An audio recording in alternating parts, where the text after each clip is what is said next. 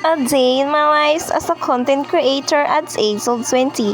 For today's video guys, another day, another vlog naman ang gagadiri sa CIT. For today's video is diri nagkape si person and fast forward nakaligo na siya. Kay malakat na siya sa pilahan. Then diri nagkaon na kami. First time ko nagkaon sang gulay, kay puro na lang kami itlog. Charles.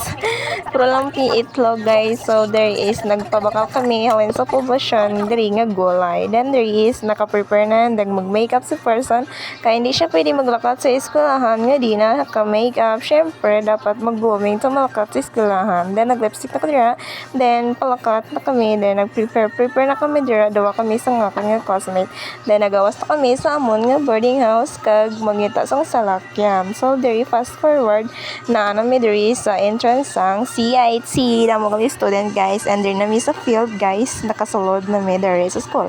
Then fast forward iginapakita ko na akong mga itsura dira kag basulod na kami. Then diri na kami sa school.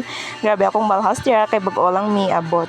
Diri nga time guys is wala di ay si ma'am. Then nagpa-activity lang gali siya. Tong first time kami nagsulod wala siya, nagpa-activity lang siya nga assessment namon para based off attendance. So diri is naguli na pod mi guys, is pauli na pod mi sa boarding house. Syempre nag time lapse lang kami kag naguli naman mi dayon. Syempre mag-entry anay ta. Nagmamaneho sa bubaw Aking nakita babaeng saksakan ng ganda. And then nag-prepare na pod si person, nag-ano sa kusang necktie dera amo gali kasi na magtapod sang kon nga necktie guys is nang gina pa-speed ko na lang para dasig kay dugay-dugay ko na tapos dira kay grabe nabudlayan ko sang botang necktie baw.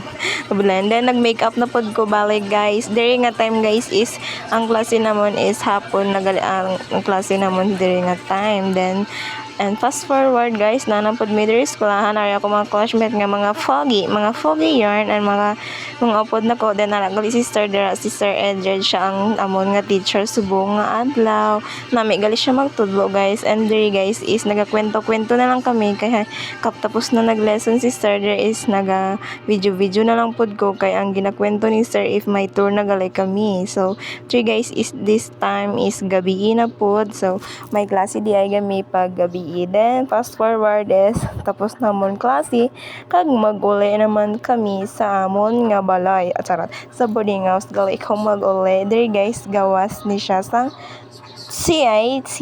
Nice gali dari sa amon nga school. For today's tama na pag kuno-kuno.